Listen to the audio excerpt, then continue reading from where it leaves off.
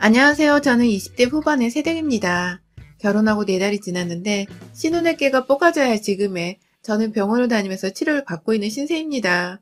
이게 어디서부터 어떻게 된 건지, 왜 새댁이 병원 신세를 지고 있으며 저는 이 행복해야 할 시기에 유튜브에 보낼 사연을 써내려가고 있는지 차근차근 설명해 드릴게요. 다소 막장의 개판이어도 며느리인 저를 생각해 주시면서 이해를 해주시길 먼저 양해 부탁드립니다. 저는 앞서 말씀드렸듯이 작년 말에 결혼을 했습니다. 코로나가 재유행을 하던 때여서 재수가 없게도 식은 원래 계획했던 대로 이행을 할 수가 없었지만 어찌하다 보니 결혼을 하게 되더라고요. 각자 초대할 하객들 수를 추스리고 추스려서, 그리고 초대를 하지 못한 분들께는 양해를 구하고 또 거절도 당해보면서 정말 우여곡절 끝에 결혼을 했어요. 그러다 보니 결혼을 하는 과정은 꽤나 순탄하지 못했는데요. 일단 저희 시부모님께서는 무슨 일이 있어도 초대할 하객들이 50명이 넘어서는데 여기서 어떻게 또 반을 나누고 초대를 하냐면서 무척이나 하객 초대에 관해서 불만이 많았습니다. 솔직히 말하면 결혼하는 당사자는 저희 부부인지라 저희 두 사람이 초대를 하고 싶은 사람만 초대를 한다고 우겨도 되는 상황이었는데, 시어머니께서는 그간 축의금 뿌린 게 얼마인데 사람 초대를 그거밖에 못하게 하냐면서 정부 지침인데도 불구하고 욕을 저희 부부한테, 정확히는 저와 저희 부모님께 퍼부어대며 불만을 표출하셨고, 그 바람에 결혼 직전에는 시아버지까지 제 편을 들어주면서 시어머니께 진정을 하라고 나무라기까지 할 정도였죠. 하객 초대에서부터 저희 부모님 쪽 사람을 더 초대하려고 술수 부리는 게 아니냐는 소리를 제 앞에서 거짓없이 뱉어내시는 바람에 제가 중간에 이 결혼을 못할 것 같다며 파혼을 선언할 뻔하기도 했었고요. 그럼에도 결혼을 할 수 있었던 이유는 다 결혼 준비를 하면서 평생 싸울 곳에 반 정도로 싸운다고 하길래 저희 커플도 다른 사람들과 다를 게 없다는 생각이 들어서 살다 보면 괜찮겠지 라는 마음으로 결혼을 했습니다. 그런데 결혼하고 나니 옆에서 시어머니가 저를 가만 놔두질 않았어요. 이미 하객 문제로 마음에 들지 않은 며느리감이었고, 거기다가 남편한테는 파혼을 하고 싶다고 대판 싸움을 하기도 했었던 전례가 있던지라 결혼을 하고 나서도 제가 그렇게 내키진 않았던 것 같습니다. 저희 부부가 신혼여행을 따로 가지는 못했고, 그럼에도 제가 꼭 해외로 가고 싶었던 신혼여행지가 있었기 때문에 코로나가 끝나고 나면 꼭 가보고 싶어서 신혼여행비는 그대로 한 푼도 쓰지 않고 저축해서 나중에 쓰려고 통장에 넣어뒀는데요. 남편이랑 또 꼭 가자면서 약속을 한 채 쓰지를 않기로 했던 돈이고요. 비용은 저와 남편이 둘 다 반반씩 지불을 해서 함께 제 통장에 저축을 해놨었습니다. 그런데 이걸 가지고 시어머니께서는 무척이나 기분을 나빠하더라고요. 저희 부모님은 둘이서 함께 돈을 모아서 저축을 해놨다고, 얼른 코로나가 끝나고 빨리 여행을 떠났으면 좋겠다면서 잘했다고 칭찬만 해주었는데, 시어머니는 남편이 "우린 나중에 꼭 여행 가려고 신혼여행비는 저축해뒀어 라고 말을 하자 "얼마? 어디에 저축해놨어?" 라는 첫 질문으로 대답을 하더니 급기야 그 돈이 제 통장에 있다는 소리를 듣자마자 어디 못 놔둘 곳에 돈을 넣어뒀다는 듯이 제 남편한테 "쓸데없는 짓을 했구나" 하면서 살기 어린 눈빛으로 째려보더라고요. 그 바람에 저는 저대로 차를 마시고 있다 말고 내가 뭘 잘못한 건가 싶어서 시댁에서 남편 말고는 다 남인데 그 한가운데서 사람들 눈치를 보면서 캑캑거리고 있었습니다. 남편은 남편대로 이게 좋은 일이라는 거 어떻게든 시어머니께 어필하겠다고 "돈을 저축하면 자연스레 이자도 붙지" 라던가 "지금 당장 안 쓰지만 결국 우리가 모아놓은 알뜰돈이야" 라면서 몇 차례 저희가 저축을 해서 좋을 이유들을 언급을 했지만 시어머니는 한결같았어요. 급기야 남편이 뭐라고 말을 하든 그 앞에서는 다 말을 씹고 무시하면서 대답을 하지 않다가 남편만 따로 불러내서는 안방으로 들어가더라고요. 저는 멀뚱히 여전히 대단한 대역죄를 저지른 것처럼 그 자리에 가만히 정자세로 앉아서 맞은편에 있는 시아버지와 형님, 그리고 도련님과 어색한 대화를 나누고 있었고요.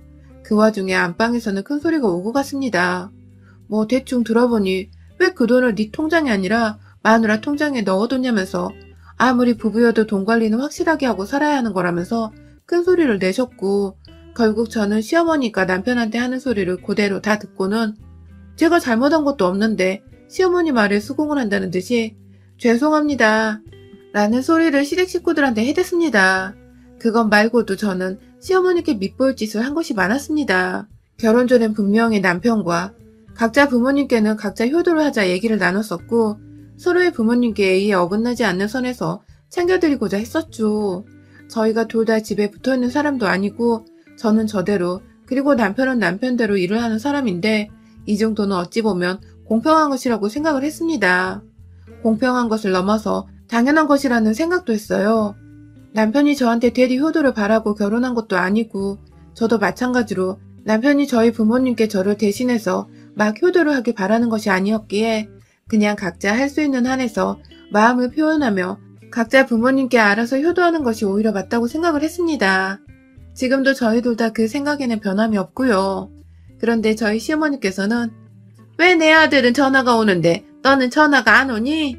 라면서 대뜸 문자를 이렇게 보내서 제 숨을 막히게 한 적이 한두 번이 아니었어요. 아들이 안부전화를 하는데도 며느리는 제가 안부전화를 해야 하는 것이었더라고요. 저는 그저 남편이 했다고 하니까 잘 지내신다고 하시니 잘 지내신다고 생각을 해서 따로 연락을 더 드리진 않았지만 그럼에도 불구하고 제가 중간에 여러 번 시어머니께 마스크도 보내드리고 면역력 챙기시라고 홍삼도 따로 사서 보내드리고 제 딴에는 전화도 몇 번 드렸었거든요. 하지만 아들이 하는 것만큼 못한다며 저를 영 성에 차지 않아 하셨습니다. 다른 집들은 비밀번호를 따고 집안에 들어와서 냉장고로 막 뒤져본다고 하는데 저희 시어머니는 불시에 그런 식으로 무식하게 집안에 멋대로 들어오는 짓을 하진 않았지만요. 집에 들어오면 창피한 짓인 줄도 모르고 그냥 막 냉장고를 열어보며 어디 보자. 아주 그냥 텅텅 비었네. 라면서 저 들으라는 듯이 그래서 내 아들이 저렇게 삐쩍 마른 거야? 라고 하셨어요. 밥은 둘이서 알아서 처먹어도 되는 건데 제가 마누라라는 이유로 같은 직장인인데도 지 아들 밥을 처먹게 한다는 논리가 저로서는 정말 이해가 가지 않았고요. 그걸 떠나서 냉장고 안에 제가 나름대로 주말마다 신경 써서 만들어 놓은 반찬들이 한가득이었는데 그걸 다 모른 척하면서 텅 비어있는 텅장고라고 답답하고 한심하다는 듯이 저를 우스운 표정으로 쳐다보던 그 순간은 정말이지 너무나 더럽고 불쾌한 행동이었습니다.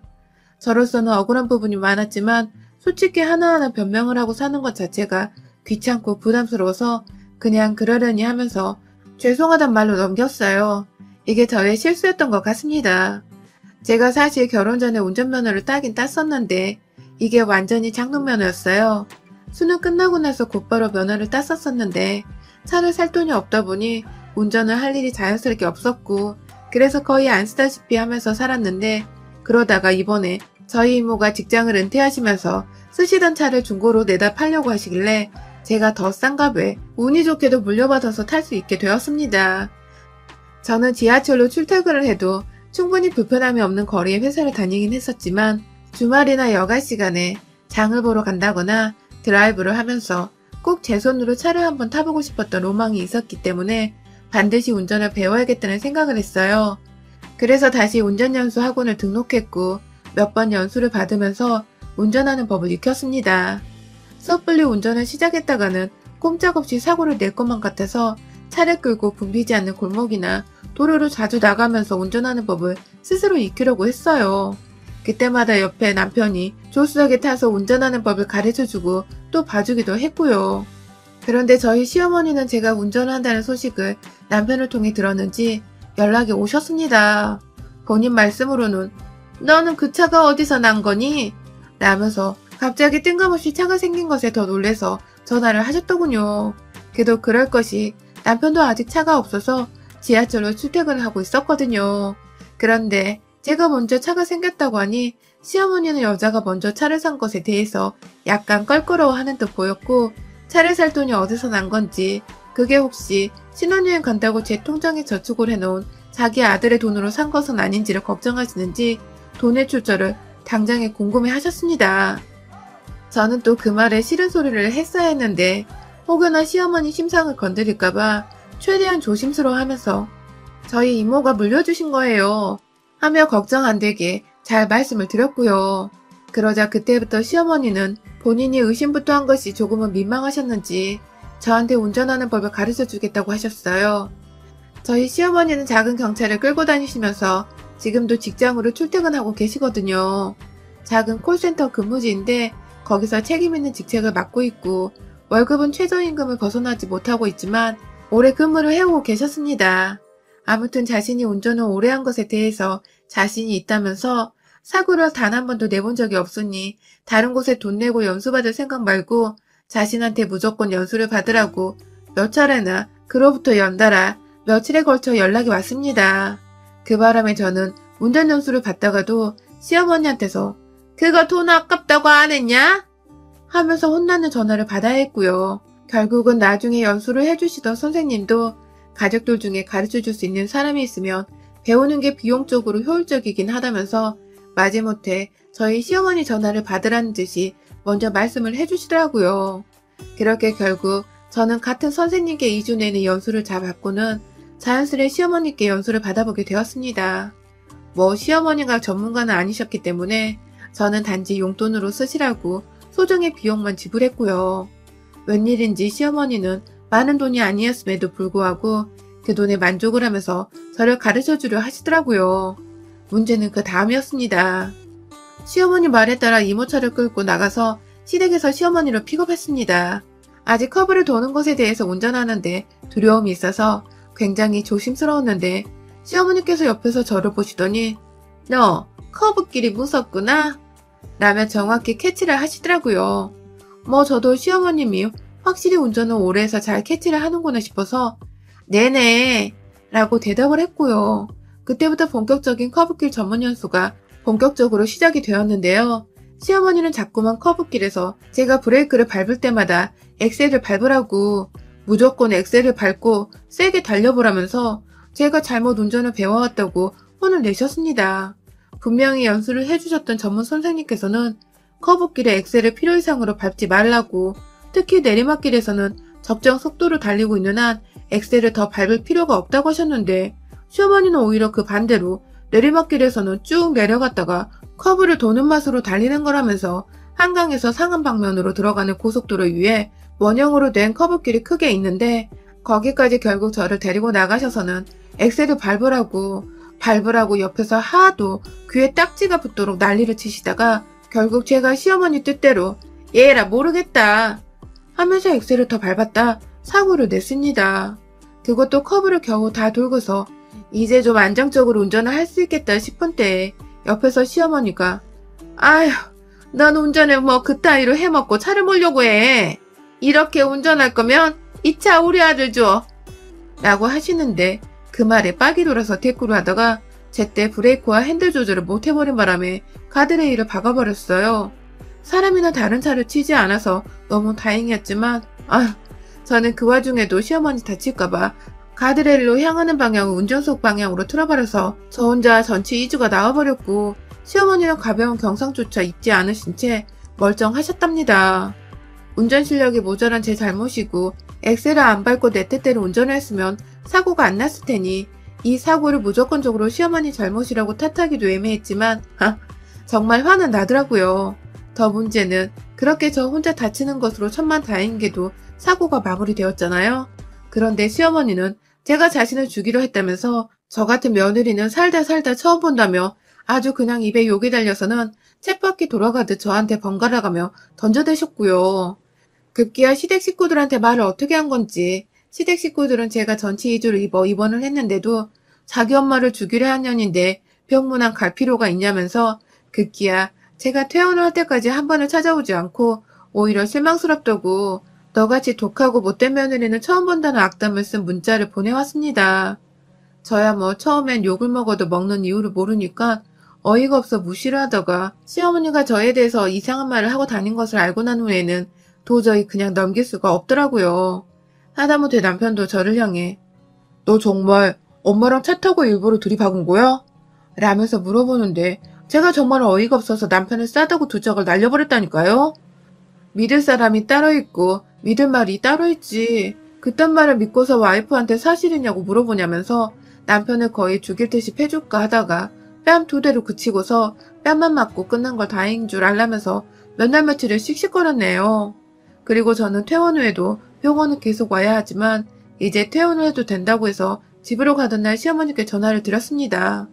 저 퇴원한다고 알려는 드려야 할 것 같아서요. 그런데 시어머니는 저 퇴원한다는 소리를 듣자마자 너는 뭘 잘했다고 퇴원한다는 소리를 나한테 하니? 네가 나 죽이려 한 거 잊었니? 이 살인마녀나! 라고 하셨습니다. 이젠 하다하다 같은 차를 타고 있었던 시어머니가 난 무서우니 천천히 가야겠는데 끝까지 엑셀을 밟고 쭉 가라던 시어머니께서 제가 본인은 다치지 않게 하려고 제 방향으로 틀어서 제가 혼자서만 사고를 당했는데도 불구하고 그걸 옆에서 다 보고 계시던 시어머니가 살인마년이라고 저를 칭하니 기분 묘하대요.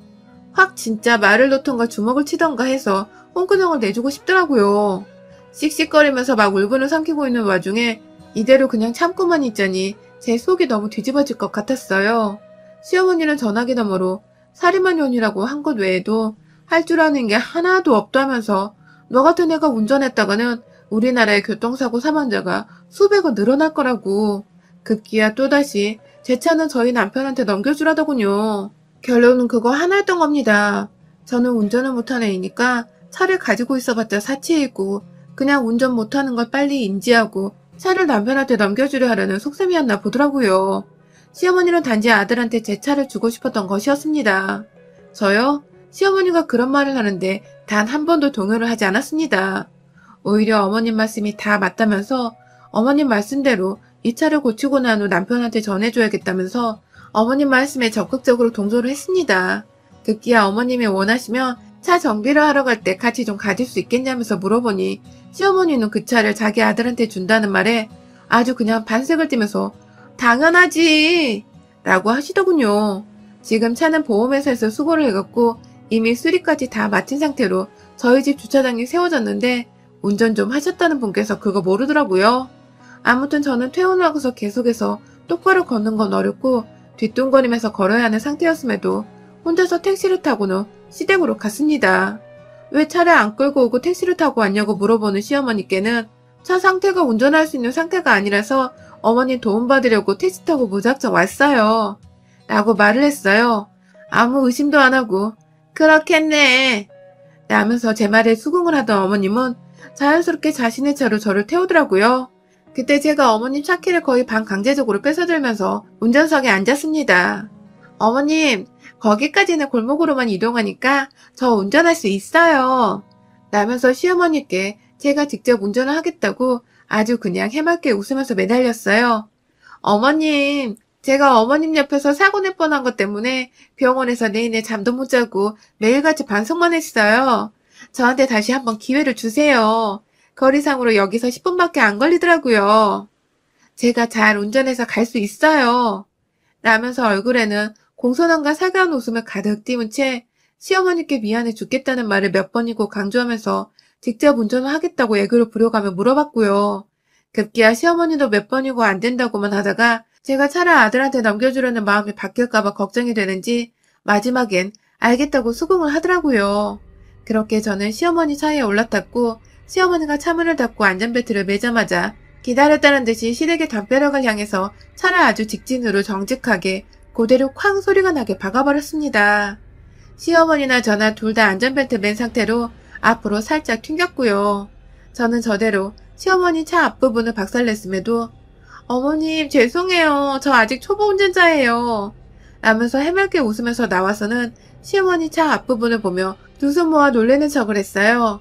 시어머님은 뒷목을 잡고 나와서는 이거 어떡하냐면서 막 화를 내려다가도 말을 하다 말고 하다 말았는데 차 수리비 물어내라며 돈 얘기를 하길래 제가 다른 사람이 아닌 저희 남편한테 전화를 해서는 자기야, 내가 어머님 차를 몰다가 집 앞에서 바로 사고를 냈어.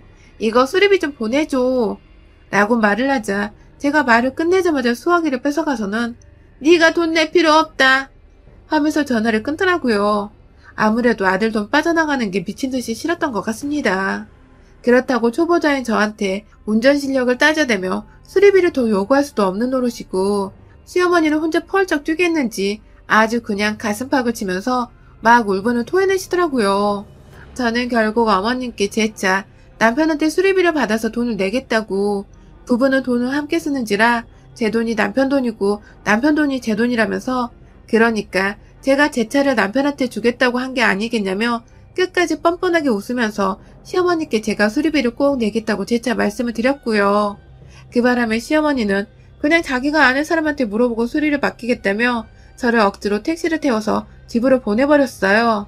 결국 저는 시어머니 차 망가뜨리고 진짜로 시어머니 태우고서 사고 한번 제대로 쳐버렸고요. 감히 끔찍한 살인미수라는 오명을 받고 싶지는 않지만 시어머니 속을 제대로 골탕먹여 들은 것 같아서 어찌나 쌤통이었는지 모릅니다.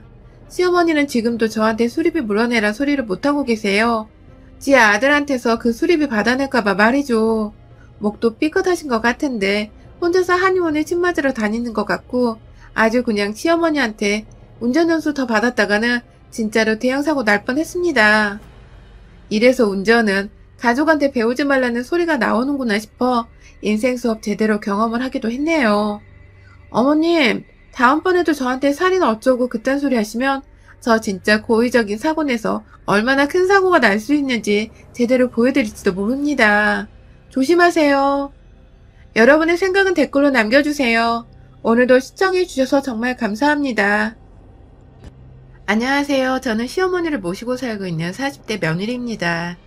다른 집의 시어머니들은 다 우리 시어머니처럼 굴지 않으실 테지만 저는 매일같이 보는 시어머니란 사람이 시체 들어가는 사람과 같이 산다는 사람만 보면 동정심과 안타까움의 우울모드로 변해버립니다. 멀쩡히 시어머니랑 잘 사는 것처럼 보이는 며느리들조차 저의 화와 슬픔이 이입되어서는 쓸데없이 속에서 화가 나는 지경에 이르러버렸는데요. 천만 다행이게도 제가 모르는 사람에다가 대고서 말로 아무 흉이나 퍼부어대는 그런 줏대없는 사람은 아니라는 거예요.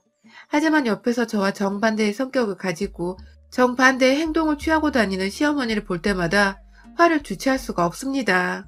사연을 아주 진심 어리게 정성스레 써볼랍니다. 재밌게 읽어주세요.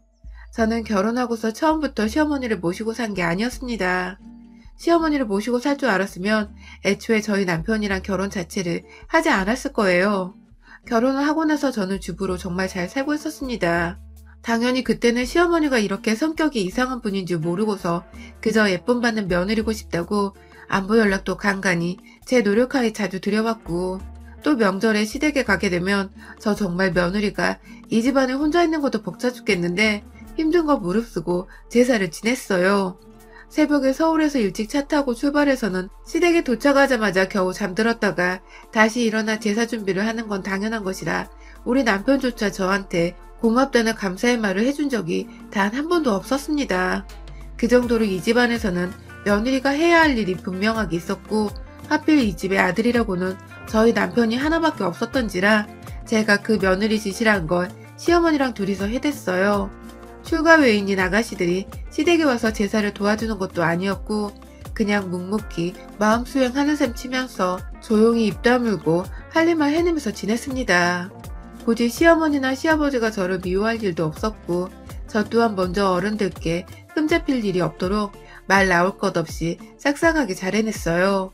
그 바람에 주변 친척분들도 저 보면 예쁜 며느리라고 참 예뻐라 하셨고 똑부러지고 말 잘 듣다는 고리타분한 칭찬들도 어르신들께 제법 많이 들었습니다. 그러다가 정말 6년 전에 집안에 절대로 잊지 않을 것 같은 일이 일어났어요. 시아버지가 시골에서 뺑소니 사고를 크게 당하신 바람에 마을이 발칵 뒤집히는 건 물론이고 자식들도 정말 난리가 났습니다. 당연히 저희 남편도 그거 해결한다고 서울과 시골을 왔다 갔다 하다가 결국 시아버지를 서울 병원으로 모셔 간병을 했는데 결국 상태가 많이 나빠지고 말았어요. 급기야 거동이 완전히 불편해져서 옆에서 도와주는 사람이 없으면 혼자 화장실 한 번도 가지를 못하는 지경이 되었고 결국 남매들 중에서 저희 남편이 대표로 시아버지를 먼저 모셔오게 되었습니다. 시아버지는 이왕이면 시어머니도 모시는 것이 낫지 않냐고 하고 주변에서도 시어머니를 왜 같이 모시지 않고 떨어뜨려 놓냐면서 지들이 모실 것도 아닌데 이래저래 저희 부부 결정을 입에 오르내리게 하며 말을 참 많이 했는데요. 그럴 만한 이유가 있었어요. 첫째로 저희는 방이 3개인데 아이는 둘이 있고 이미 4식구가 살기에도 여유 없는 집에 시아버지를 모셔오게 되면서 성별 다른 저희 애들은 방을 함께 쓰게 되었습니다. 그 와중에 시어머니까지 데려와서 살면 정신없는 것은 물론이고 애들이 완전 멘붕이 나가버릴 것 같았어요. 둘째로 시어머니는 워낙에 혼자 살아보고 싶다는 마음이 완강하셨습니다.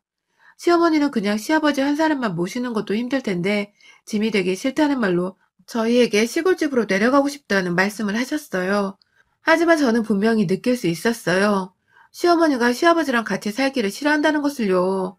제가 대표로 시어머니 모시고 시골집으로 데려다 드린 후 다시 서울로 올라올 적에도 시어머니는 남편이 뺑소니 당해서 불구가 되어 아들 집으로 가게 되었는데도 콧노래를 슝슝 부르면서 집으로 들어가더라니까요. 그러더니 기껏 바래다 준다고 먼 길 배웅한 저한테 차 한잔 하란 말은커녕 혼자 있고 싶으니 빨리 집에 가라는 속마음을 결국 들키는 말을 해버리셨죠. 그래서 제가 어지간히 정으로 붙들고 살았었나 보다 하면서 혼자를 즐기라는 마음으로 얼른 서울로 돌아왔었고요. 그렇게 해서 처음에는 시아버지를 먼저 모시고 살았었는데 시아버지가 2년 전에 돌아가셨습니다. 뭐 워낙 몸이 불편하셨고 또 나이도 있는데 교통사고까지 당하셔서 4년을 사셨으면 많이 사신 거라며 주변에서는 괜찮다고 했지만 저희 부부 입장에서는 이게 참 우리가 잘못해드려서 돌아가신 건가 싶어 마음이 많이 무겁고 힘들었습니다. 함께 살면서 불편한 점도 참 많았지만 솔직히 시아버지가 참 좋은 분이셨거든요. 매번 미안하고 고맙단 말을 입에 달고 사시는 분이어서 오히려 제가 더 못해드려 죄송하단 말을 입에 달고 살게 될 정도였고 오죽했으면 표현이 없던 저희 남편조차도 아버님을 보살펴줘서 미안하고 고맙다는 말을 아버님 따라서 달고 살 정도였습니다. 모두가 조심해야 하고 그 와중에 가족이니까 건강하길 바라는 마음으로 나름 함께 살면서 불편한 것만큼 좋은 것도 많이 경험해보고 살았습니다. 아이들은 할아버지를 함께 돌보며 어른 공경도 할 줄 알게 된 것 같고 또 엄마 고생하는 게 눈에 보이는지 사소한 상황에서 유독 저를 많이 챙겨주려 하는 모습도 많이 보였어요.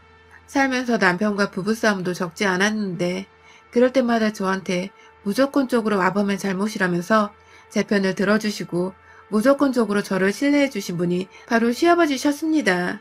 그러니 제가 더 책임감을 가지고 또 선한 마음을 품고 그 아들인 남편을 잘 대할 수밖에요. 시아버지를 생각하며 남편에게 더 잘해주려고 노력했고 아버님이 또 속상해하며 잘못한 것도 없으신데 저한테 미안하다고 하실까봐 제가 그런 일이 일어나는 걸 방지하고자 부부싸움을 줄여가면서 더 열심히 남편을 내조했습니다. 그렇게 함께 살다가 떠나신 아버님이셨기에 제가 참 마음이 힘들고 허했네요. 그런데 그 마음이 얼마 오래가지도 못했어요. 하늘에서 핵폭탄처럼 뚝 떨어져 나타난 저희 시어머니 때문에요. 저희 시어머니는 시아버지가 돌아가시고 장례를 치르고 사람들이 다 시아버지를 기리고 있을 때 마치 본인이 교통사고를 낸 당사자라는 듯이 쏙 후련한 사람 마냥 행동을 하셨습니다. 그 바람에 잠시 친척들 사이에서는 이게 다 시어머니가 혼자 살려고 꾸며낸 짓이 아니냐는 섬뜩한 소문까지 돌았을 정도였어요.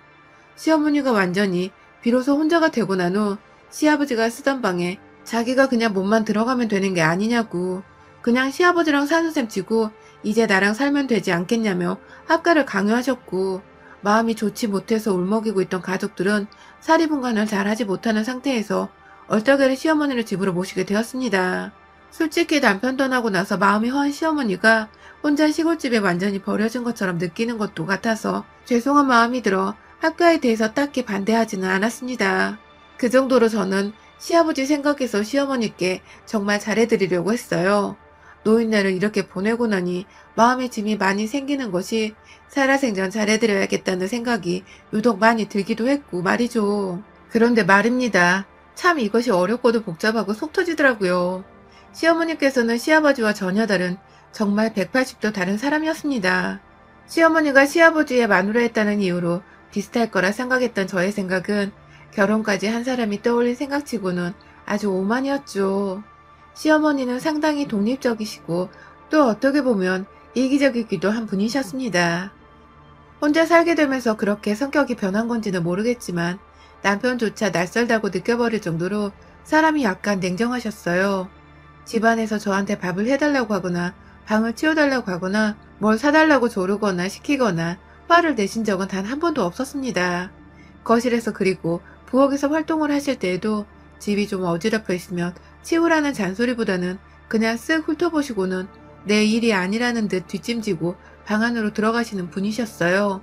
뭐 시어머니와 함께 살면서 일을 분담하거나 요리를 분담하겠다는 생각을 애초에 해본 적도 없었기 때문에 시어머니가 살림을 도와주지 않는 것에 대해서는 애초에 불만이랄 것이 아무것도 없었습니다. 저는 저대로 가족들 뒷바라지를 해주면 되는 것이었고 그 와중에 시어머니가 스스로 자기 방을 치우기도 하고 배고프면 알아서 밥을 꺼내 차려 먹는 모습을 보며 오히려 제가 손이 갈 것이 없어서 좋기도 했었고요. 저한테 부담 주기 싫어서 스스로 해내시는 건가 싶기도 해서 저를 배려하는 시어머니의 행동이라 여기며 오히려 더 감사했었고요. 하지만 거기까지였습니다. 집안에서 저한테 뭔가 일을 시키거나 분담하지 않는 것은 본인의 스타일대로 사셨기 때문에 저랑 섞이기 싫어했던 것이고요. 꼭 그렇게 집안 꼴이 난잡스러울 때 찝찝하리만큼 불안한 눈빛으로 집안을 살펴보다가 방 안으로 들어가더니 본인이 본 것에 대해서 저희 남편을 포함해 주변 친척분들에게 전화를 돌려가며 제 뒷담화를 깠더라고요. 남편은 퇴근하자마자 집이 얼마나 난린데 라면서 들어오기가 일쑤였고, 친척들도 번갈아 전화가 와서는 네가 힘든 건 아는데 시어머니가 우리한테 연락해서 집 꼬라지를 흉보더라. 다른 곳에 말 전달되지 않게 신경을 좀 써라. 라는 식으로 말을 해오기도 하셨습니다. 저로서는 너무 황당하고 또 억울했죠. 우리 집이 어리고 말 안 듣는 애들을 키우는 집도 아니고 다 큰 애들이 알아서 지들 방은 잘 정리하며 저 또한 딱히 직장 없이 주부로 사는 사람인데 제가 집을 어지럽히면 얼마나 어지럽히겠냐고요. 남편도 서너 번 시어머니로부터 연락을 받고 또 집에 와서는 저한테서 힘들다는 하소연을 듣고 나니 시어머니가 시집살이라도 시키는 게 아닌가 슬슬 생각을 하는 것 같았습니다.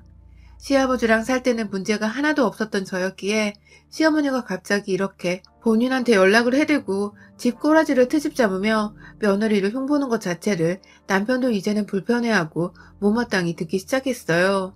그리고는 결국 남편이 먼저 나서서 시어머니께 더 이상 집안일에 대해서 며느리 흉을 보지 말라고, 집은 며느리가 알아서 정리하고 꾸미고 하는 공간이라면서 타이르고 좀 화를 내기에 이르렀죠. 저야 남편한테서 전해 듣기만 해서 잘은 모르지만 남편의 말로는 자신이 똑바로 말을 했더니 더 골치 아플 일이 없다고 하더군요.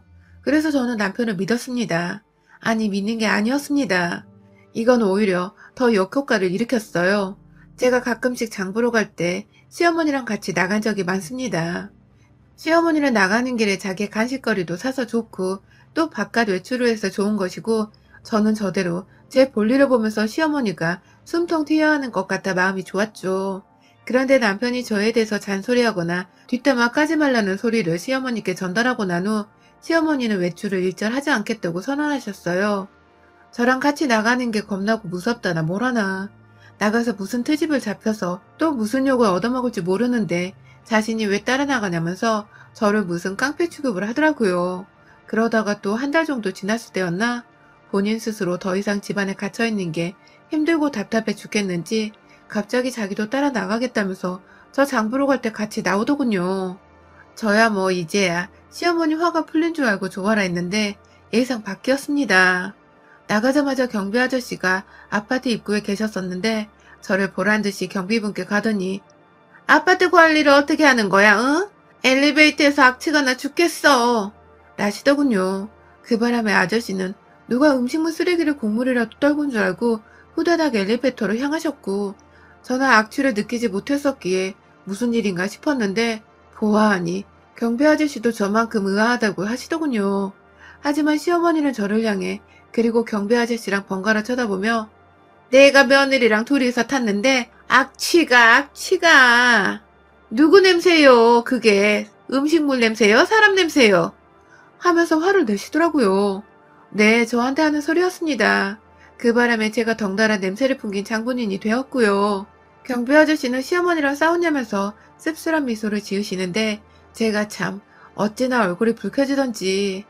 그뿐만이 아니었어요.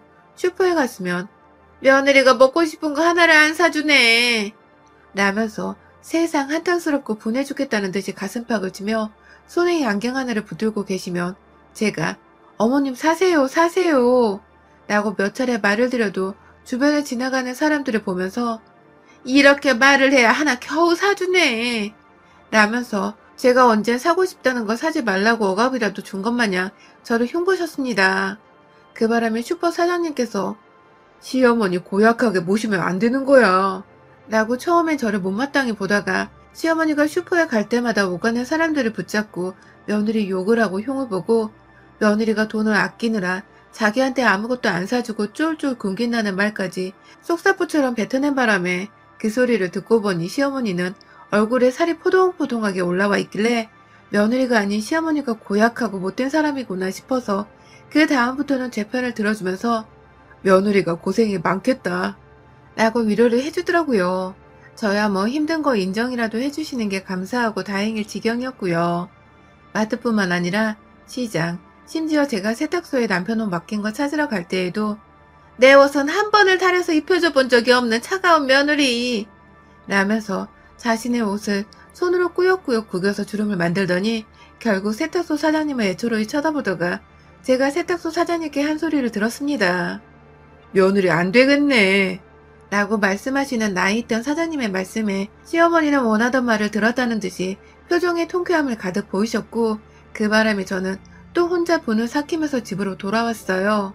시어머니께 몇 차례나 밖에서 며느리 흉보지 말아달라고 이상한 거짓말 하시지 말라는 말을 드렸는데도 듣지를 않고 그게 다 우리 가족 욕보이는 거고 어머님 아들 욕보이는 거란 말을 계속 했음에도 불구하고 절대로 밖에서 제 욕하고 제 흉보고 본인이 불쌍한 사람이 되어버리는 듯 하는 짓거리를 멈추지 않으셨죠. 살아생전 그것이 마지막 재밌거리라도 되는 듯 했습니다. 너무나도 즐기시는 모습에 짜증이 도는 건 물론이고 진짜 맘 같아선 확 겨울에 집에서 쫓아내버리고 싶더라니까요. 그러다 바로 지난 화요일이에요. 제가 이 모든 짜증을 겨우 삼켜가고 어른이라며 참으면서 마트에 데려갔습니다. 저 나간다고 또 쫄래쫄래 따라오시길래 어머님 저 혼자 갈 수 있어요 라고 말씀을 드렸는데 누가 니 따라간대? 나도 그냥 나갈래 라면서 무작정 따라 나왔어요. 그러더니 결국 저 따라서 마트 입구까지 들어오더라고요. 솔직히 그날도 마트 안에서 사람들을 향해 나에 대해 뭐라고 또 흉을 볼까 싶어서 정말 골 때리더군요. 그냥 이대로 집에 가버릴까 싶기도 했지만 눈 딱 감고 그냥 장만 후딱 보고 오기로 했습니다. 진짜 일부러 마트 안에 들어가자마자 카운터 사장님께 곁눈질로 인사 한번 하고 나서는 손에 장바구니를 쥐고서 미친 듯한 걸음으로 종이에 적어간 물건들만 빛의 속도로 담았어요. 그런데 말이죠. 애초에 마트에 가면 꼭 본인 살 것만 사시느라 저랑 한 번도 같이 따라다니면서 장을 본 적이 없었던 시어머니께서 그날은 또 무슨 꿍꿍이인지 마트 입구에 서서는 다른 사람들이 계산대에서 바코드 찍고 계산하는 걸 구경만 하더라고요. 제가 다 장을 보고 나서 계산대 앞에 가서도 시어머니가 웬일로 본인 사고 싶은 건 고르지도 않고서 그 자리에 가만 서 계시길래 혹시나 싶어서 어머님께 말씀을 드렸습니다. 어머님 저 장 다 봤는데 어머님 사고 싶은 거 있으면 가져와 주세요 라고 말입니다. 하지만 어머님은 제 말을 듣지 않으시고 신경 꺼라 라면서 본인 보고 싶은 것만 주구장창 보셨어요. 앞에서 다른 아주머니가 바코드를 찍고 계신 것을 가만히 들여다만 보면서 남이 산 물건을 한참 보던 어머님은 제가 그럼 저 계산해요 하면서 제 차례가 되어 계산대 위에 물건을 올리기 시작하자 마치 뒤에서 기다렸다는 듯이 본인이 등장할 씬의 순서라도 된 듯이 사람들을 향해서 며느라 너는 내가 그렇게 만만하면 그냥 갖다 버리지 왜 데리고 사냐? 나 사고 싶은 건 안중에도 없고 나 사고 싶어 사는 건 그리 돈이 아깝냐? 하면서 제자리에 앉아서는 귀엽고 때를 쓰면서 며느리가 나를 아주 그냥 무시하고 구박을 해도 유분수지. 아이고 내 팔자야. 아이고 아들아.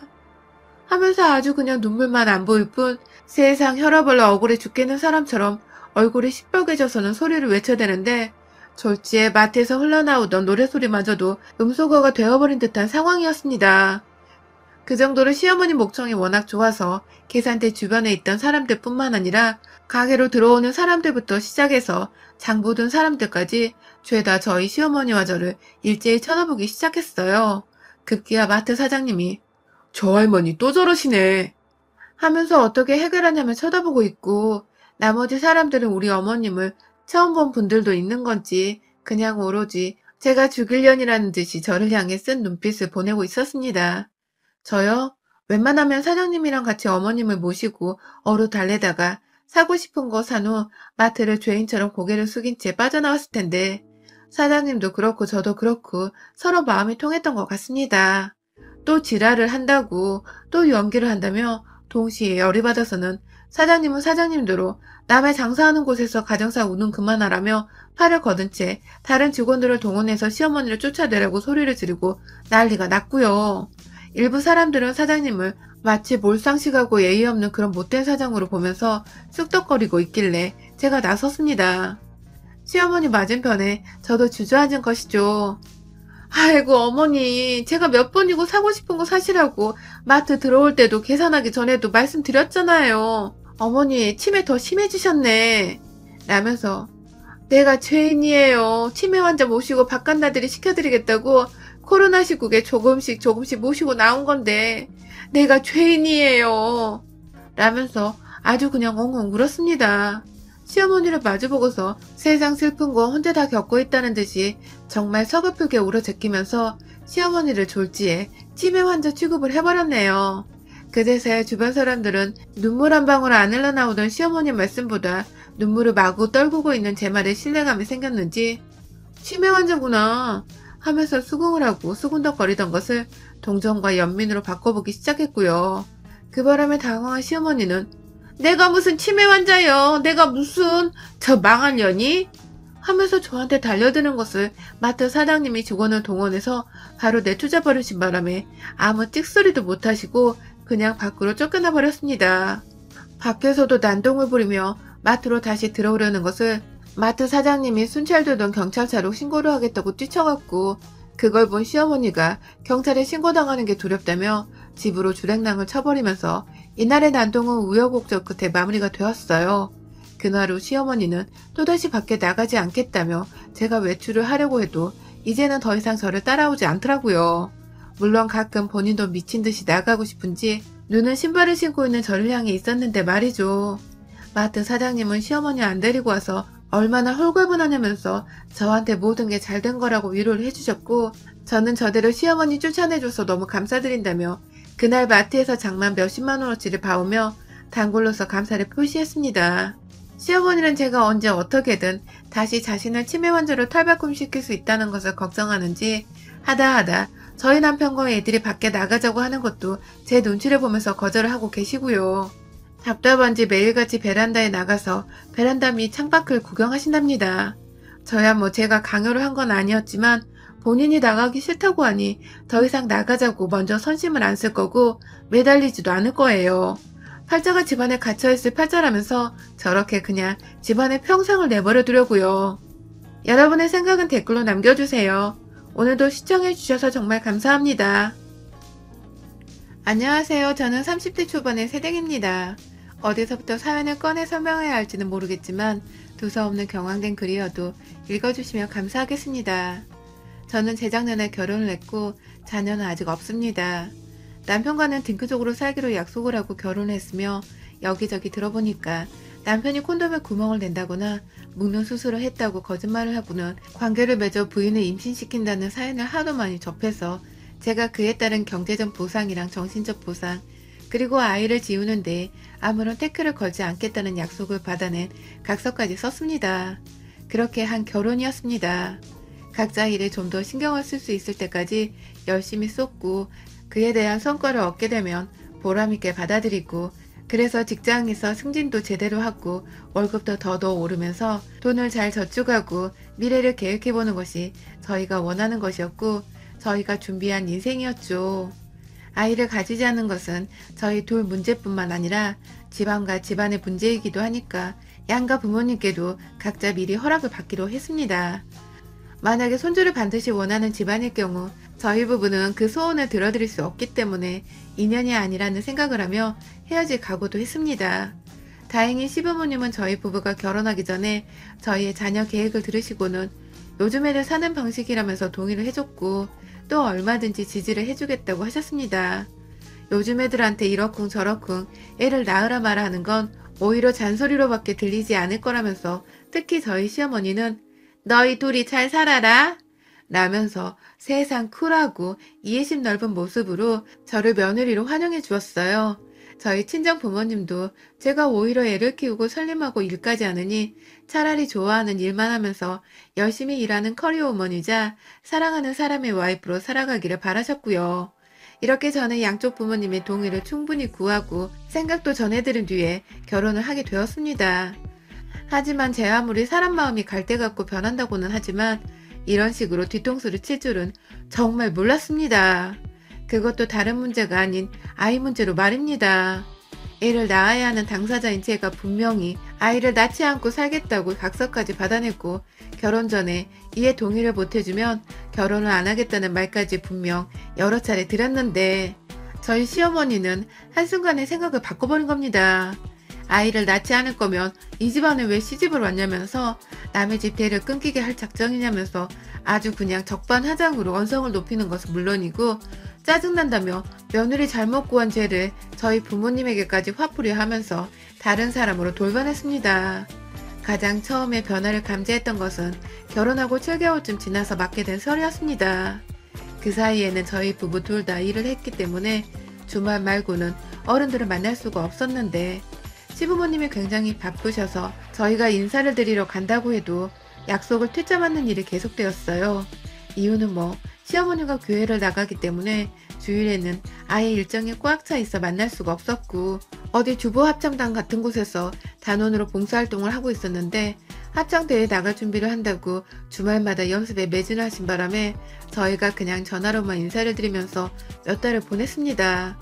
그러다가 중간에 한두 차례 집에서 모여서 밥을 먹는 것 말고는 딱히 만날 일이 없다가 설이 되어서 시댁의 모처럼 온 가족이 모여서 대화를 나누는 와중에 시어머니는 다 까먹은 사람처럼 저한테 말씀하시더라고요. 너 얘는 안 들어서니? 라고 말입니다. 순간 남편과죠. 그리고 저희 부부가 딩크족을 선언한 걸 다 알고 있던 나머지 식구들이 흠칫 놀라며 서로를 쳐다봤어요. 아무래도 가족들은 저희가 더 이상 딩크족이 아니라 아이를 낳기로 생각을 바꾼 줄 아시는 것 같았습니다. 시아버지가 그게 무슨 말이냐?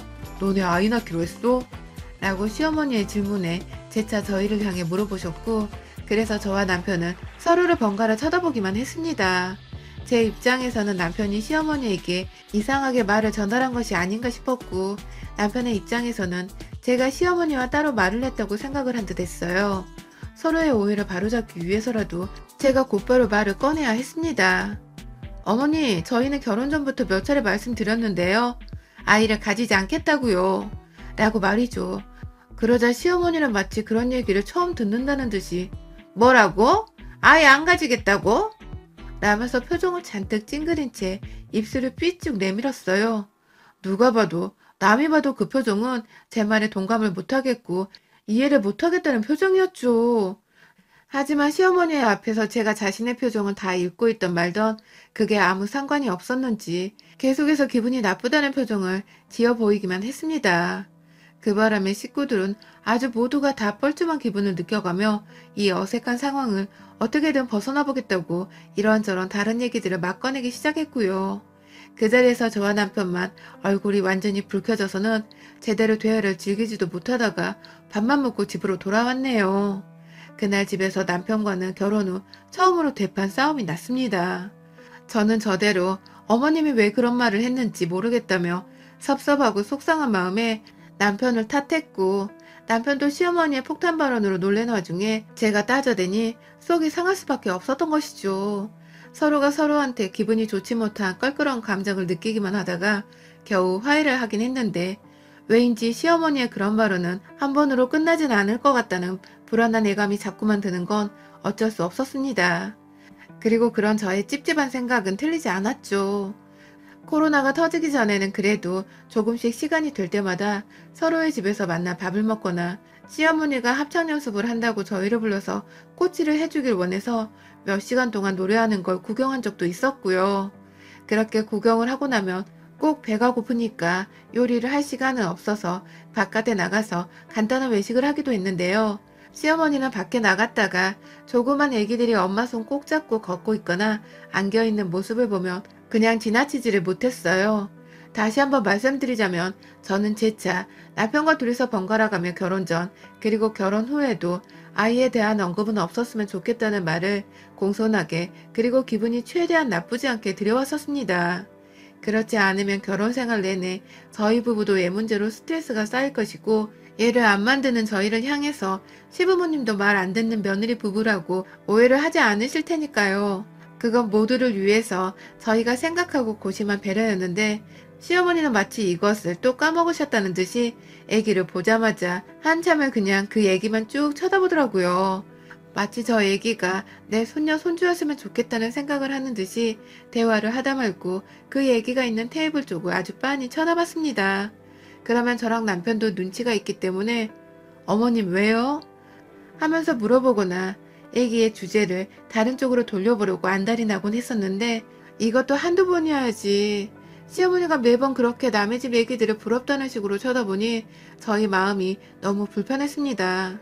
죄를 지은 것도 없는데 죄를 지은 찝찝한 기분이었달까요? 여기서 끝이면 다행인데 시어머니는 꼭 그냥 아기를 쳐다보는 것에서 그치지 않고 저희 부부한테 번갈아가면서 한마디씩 던지셨습니다. 니들도 저런 애들을 낳아야 인생을 알지. 어린 것들.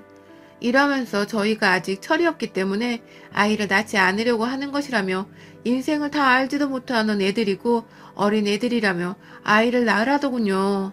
급기야 제가 시어머니께 뭐라 말대답을 하려다가 기분 좋은 분위기를 망치고 싶지 않아서 꾹 참고 그냥 네라고만 대답을 하면 시어머니는 본인 말이 맞기 때문에 제가 아무 말을 안 하는 것이라는 듯이 너네는 아직 천들나면 모른 거야. 그래서 얘를 안 낳겠다니 어쩌니 말 같지도 않은 소리를 짓거리는 거야. 라면서 저희의 딩크선언에 대해 찬물을 끼얹고 무시를 하셨어요. 워낙 완강하게 아이를 안 낳는 게 말 같지 않은 짓이라며 말을 하니까 어린 저나 저희 남편이 입을 꾹 다물고 그냥 말씀을 듣고 있을 수밖에요. 이런 일이 있을 거라 생각이 되어서 결혼 전에 각서까지 쓰고 부모님 허락을 받은 것인데 그딴 것들이 다 아무 소용이 없는 것이 되어버리더라고요. 무엇보다도 아무것도 기억을 못하겠다는 듯이 저의 말들을 다 무시한 채 자신은 손주를 보고 싶다면서 강요를 하고 말 같자는 소리라고 해버리는 시어머니가 너무 믿고 싫었습니다. 그뿐만이 아니라 시어머니는 같은 아파트에서 애기랑 함께 있는 제 또래의 여자들을 보기만 하면 그렇게 저와 비교질을 해대면서 상대 여자와 제가 둘 다 뻘쭘해하고 불편해하는 상황을 만들어냈습니다. 하루는 엘리베이터 안에서 자전거 위에 탄 애기가 엄마랑 같이 들어오더라고요. 그 모습을 보자마자 불안했는데 저희 시어머니는 아이고 애기가 있네 이 집은 라면서 아니나 다를까 애 엄마한테 살살 말을 걸더라고요.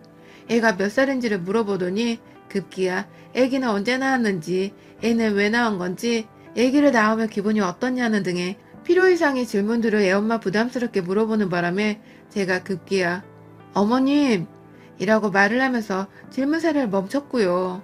만약 제가 아니었더라면 시어머니는 심지어 남편이랑 어떻게 애를 만들었는지까지 물어볼 작정이었습니다.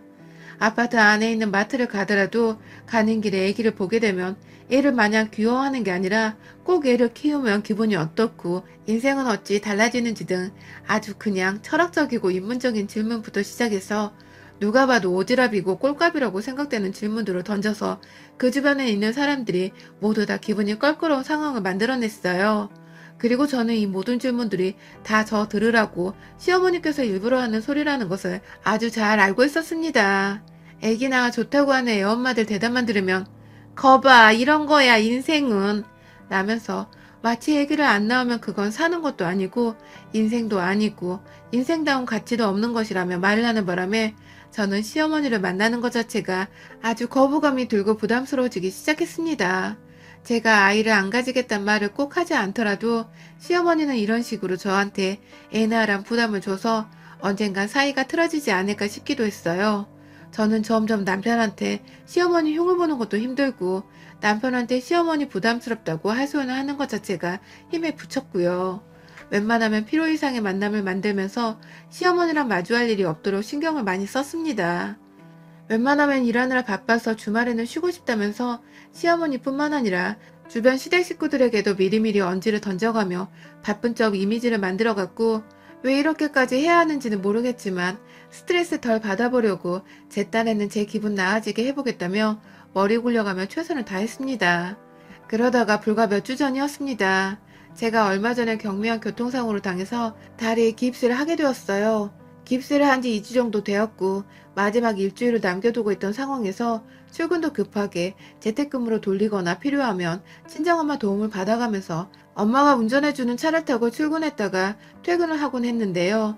제가 교통사고를 당한 것은 시어머니도 이미 제 전화를 받아서 알고 계셨습니다. 제가 다리를 다쳐서 당분간 깁스를 하게 되었다며 그냥 소식을 전하고자 시아버지께 먼저 연락을 드렸고 옆에서 제 통화를 듣고 계시던 어머니도 아이고 조심했어야지 하면서 제 교통사고 소식을 전해 듣고 걱정을 해주셨어요. 그런데 제가 출근한 사이에 뜬금없이 시어머니가 저희 엄마한테 전화를 하셨나 보더라고요. 엄마는 그냥 사돈한테 전화가 와서 받았는데 시어머니는 대뜸 지금 우리 아들 집이에요? 라고 하셨답니다. 엄마는 당연히 저희 집이 아니었고 본인 집에 계신 상황이었고 제가 퇴근을 할 때쯤 차를 끌고 저를 데리러 오려고 대기를 하고 있던 상황이었던지라 아니요, 저는 제 집이죠.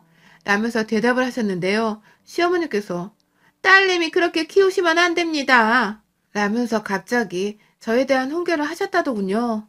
저는 이 모든 걸 저희 친정엄마를 통해서 회사에서 전해 들었고 퇴근을 하자마자 만난 엄마한테 속사포처럼 무슨 일이 있었냐고 더 따져 물어보니 글쎄 저희 시어머니께서 저희 친정엄마한테 어디 여자 입에서 애를 안 낳겠다는 경박스러운 말이 나오냐? 라면서 자식을 잘못 키워도 한참 잘못 키운 줄 알라면서 창피해하라는 악담을 퍼부었더라고요. 그 바람에 저는 저대로 애를 안 낳겠다고 한 건 나인데 왜 우리 엄마가 혼이 나야 하냐며 화가 단단히 났고 엄마는 엄마대로 딸의 인생이고 딸이 알아서 해야 할 문제이며 더군다나 딸은 결혼하기 전부터 몇 차례나 아이를 안 낳겠다고 확답을 받았는데 왜 이제서야 말을 바꾸냐면서 시어머니한테 엄청 화를 냈다고 해요. 그럼에도 시어머니는 저희 엄마 말은 들을 가치도 없다면서 전화를 끊어버리셨다고 하고요. 그 길로 저는 깁스를 한 채 집에 가자마자 남편하고 또 한바탕을 했네요. 그러다가 남편과 도저히 합의점을 찾지 못해서 결국 남편 차를 타고 그 시간에 시댁으로 갔습니다. 남편의 말로는 시어머니가 나이가 들어서 자꾸만 애를 안 낳겠다고 하는 걸 진지하게 받아들이지 못하는 것 같다면서 슬쩍슬쩍 지 엄마 편을 들더라고요.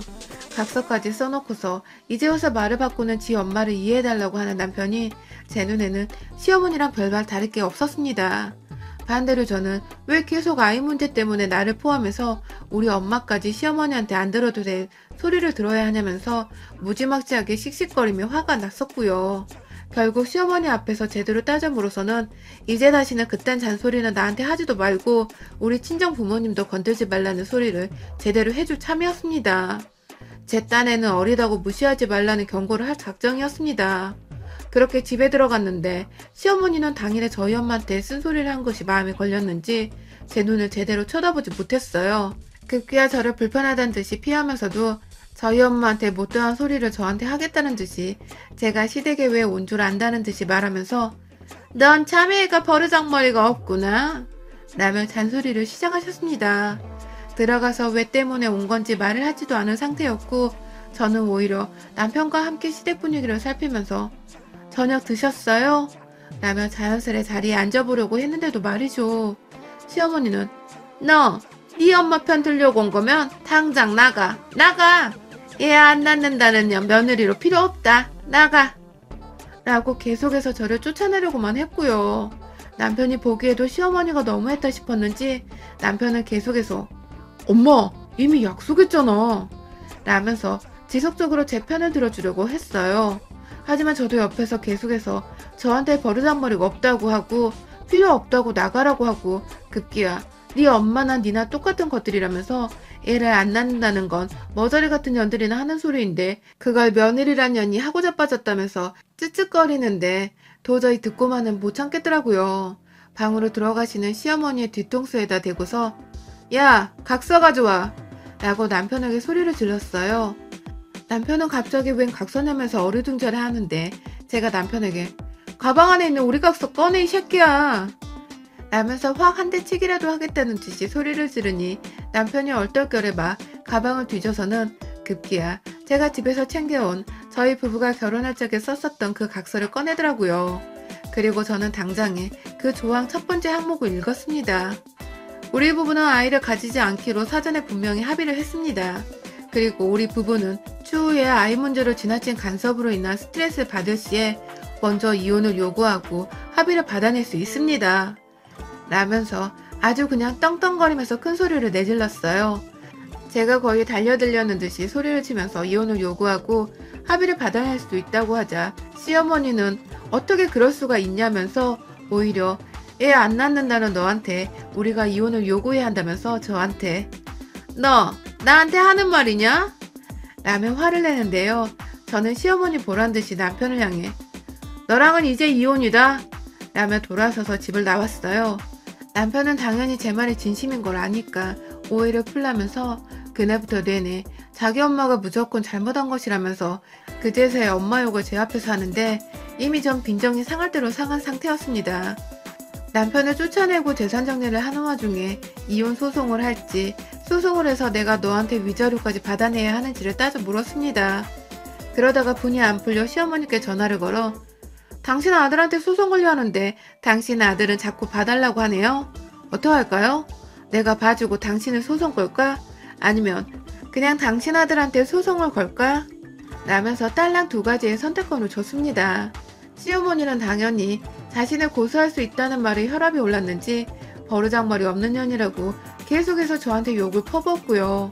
그러다가 결국 제가 분해서 안 되겠다며 남편과 시어머니 둘 다한테 아이를 낳으라고 강요한 것에 대한 정신적 스트레스 유발과 그에 대한 이혼의 책임을 물어서 위자료 소송부터 정신적 피해보상 소송을 걸었습니다. 저희 엄마가 시어머니로부터 받았던 전화 녹음 파일을 가지고 계셔서 소송이 훨 수월했는데 시어머니는 뒤늦게야 저희 집 변호사로부터 제대로 된 고소 접수 상황과 저희가 가지고 있는 본인 측의 잘못들 그리고 그간 저를 향해 막말을 퍼부은 것이 얼마나 악질인지를 따져 물으니 아주 그냥 깨갱하셨더라고요. 저한테 전화를 하는 것도 모자라서 저희 엄마한테도 전화를 해서는 용서를 해달라고 아이는 처음 약속했던 것처럼 낳지 않아도 된다고 애걸을 하시고 급기야 아이를 가지라고 한 건 자기 조상이 자기 꿈에 나와서 손주를 봐야 한다고 닥달을 해서 어쩔 수 없이 그런 거라는 별 또라이 같은 핑계를 대기까지 했습니다. 결국 저는 이 상황을 시어머니가 남편과 함께 서 있는 제게 잘못을 구하면서 상황은 마무리가 되었어요. 시아버지가 함께 찾아와서는 처음 약속과 달리 말을 바꾼 것을 미안하다면서 눈물로 용서를 구하셨고 급기야 제가 그대로 가만히 기다리고 있으라며 저희 엄마가 오실 때까지 시어머니의 사과를 받아주지도 않고 그대로 내버려 뒀는데요. 1시간 정도가 지나서 뒤늦게 저희 집에 도착한 엄마한테까지 똑같이 머리를 숙이고 진심으로 눈물 가득 고인 채 자존심 내려놓고 사과를 하시는 시어머니 꼴을 제 두 눈으로 확인을 하고 난 후에야 소송을 취하했습니다. 남편하고는 각서를 다시 써서 언제라도 아이 문제로 스트레스를 받게 하거나 우리 부모님이 나와 마찬가지로 욕을 먹게 되면 당신 부모부터 당신까지 고소를 넘어서서 이혼 시 재산 분할과 위자료 외에 합의 명목으로 돈 5천만 원을 추가로 지불해야 한다는 항목을 가장 일바로 넣었습니다. 당연히 지장 찍고 변호사 자문 구해서 법적 효력 인정받았고요.